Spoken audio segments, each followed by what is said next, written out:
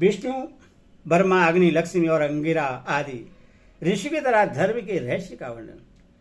विष्णु जी कहते हैं, युधिष्ठिर, प्राचीन काल की बात है, एक बार देवराज इंद्र ने भगवान विष्णु से पूछा, भगवान आप किस कर्म से प्रसन्न होते हैं और किस प्रकार आपको संतुष्ट किया जा सकता है। विष्णु ने कहा, इंद्र, ब्राह्मणों की निंदा करना मेरे साथ महान द्वेष करने के समान है। ब्राह्मणों की पूजा करने से मेरी पूजा हो जाती है, इसमें तनिक भी संदेह की बात नहीं है। जो मनुष्य प्रतिदिन भोजन के पश्चात ब्राह्मणों को प्रणाम करता है, मैं उस पर बहुत प्रसन्न होता हूँ। जो अपने घर पर ब्रह्मचारी ब्राह्मण को उपस्थित देखकर सबसे पहले उससे भोजन कराता और पीछे अपने भोजन करता है, उसका वह भोजन अमृत के समान माना गया है। जो प्रातः काल की संध्या करके सूर्य के सम्मुख खड़ा होता है, उसे समस्त तीर्थों में स्नान का फल मिलता है और वह सब पापों से छुटकारा पा जाता है।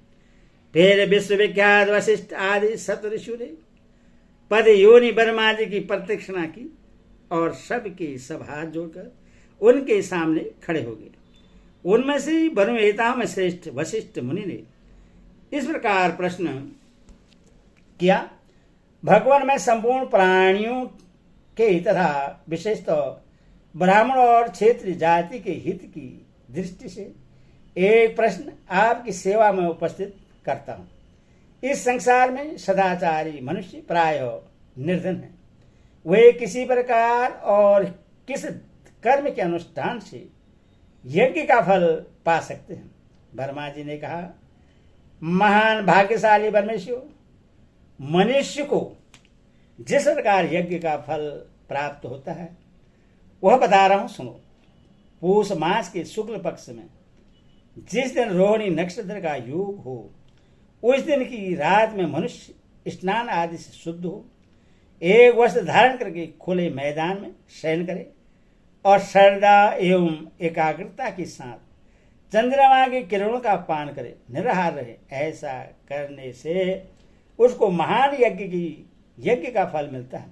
यह मैंने तुम लोगों से बहुत गुप्त बात बताई है। अग्निदेव ने कहा, जो मनुष्य पूर्णिमा तिथि को चंद्रोदय के समय चंद्रमा की ओर मुँह करके उन्हें जल की एक अंजलि अर्घ्य, घी और अक्षत अर्पण करता है, उसके अग्निहोत्र का कार्य पूर्ण हो जाता है। उसे ग्रहपत्य आदि तीनों अग्निम हवन करने का फल प्राप्त होता है। जो मूर्ख अमावस्या के दिन किसी वृक्ष का एक पत्ता भी तोड़ लेता है, उससे ब्रह्म हत्या का पाप लगता है। अमावस्या को दातुन चबाने वाला मनुष्य चंद्रमा की हिंसा करता है तथा उसके पितर भी उद्गिन होते हैं। इतना ही नहीं, पर्व के दिन उसके लिए उसके दिए हुए हवस्य को देवता लोग नहीं स्वीकार करते और पितरों का भी उसके ऊपर कोप होता है, जिससे उनके वंश का नाश हो जाता है। लक्ष्मी बोली, जिस घर में बर्तन फूटे, आसन फटे, पात्र इधर उधर बिखरे रहते हैं तथा जहाँ स्त्रियां मारी पीटी जाती हैं, वह घर पाप के कारण दूषित होता है। वहाँ से उत्सव और पर्व के अवसरों के अवसरों पर देवता निराश लौट जाते हैं। उस घर की पूजा नहीं स्वीकार करते। घर के निगाह सदा अतिथि का सत्कार करें, यज्ञशाला में दीप जलाएं, दिन में न सोएं, मांस न खाएं, गौ और ब्राह्मण की हत्या न करें तथा प्रतिदिन पुष्कर तीर्थ का नाम लिया करें। यह रहस्यमय धर्म सर्वश्रेष्ठ और महान फल देने वाला है। सैकड़ों बार किए हुए यज्ञ का फल भी क्षीण हो जाता है, किंतु श्रद्धापूर्वक धर्म का पालन करने से प्राप्त होने वाले फल का कभी क्षय नहीं होता। श्राद्ध में, यज्ञ में, तीर्थ में और पर्व के दिन देवताओं के लिए जो अवश्य तैयार किया जाता है, उससे यदि रसलवा, कोड़ी अथवा बंध्या स्त्री देख ले तो वह देवता उससे नहीं स्वीकार करते तथा पितृगण 13 वर्ष तक असंतुष्ट रहते हैं। श्राद्ध और यज्ञ के दिन मनुष्य स्नान आदि से पवित्र होकर सही वस्त्र धारण करे और ब्राह्मणों से स्वस्ति वाचन तथा महाभारत गीता आदि का पाठ करावे। ऐसा करने से उसके दिए हुए हव्य और कव्य का फल अक्षय होता है। धौम्य ने कहा, घर में फूटे बर्तन, टूटी खाट, मुर्गा, कुत्ता और वृक्ष का होना अच्छा नहीं माना गया है। फूटे बर्तनों में कलयुग का वास माना गया है, अर्थात फूटे बर्तन रखने से घर में लड़ाई झगड़ा लगा रहता है। टूटी खाट रखने से धन की हानि होती है।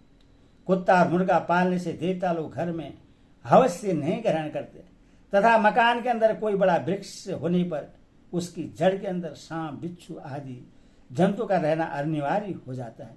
इसीलिए घर के अंदर पेड़ नहीं लगाने चाहिए।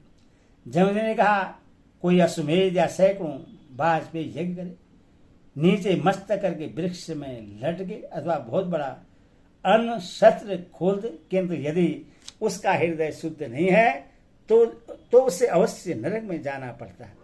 क्योंकि यज्ञ, सत्य और हृदय की शुद्धि ये तीनों बराबर हैं। प्राचीन समय में एक ब्राह्मण शुद्ध हृदय शेर भर सत्व दान करके ही ब्रह्मलोक को प्राप्त हुआ था।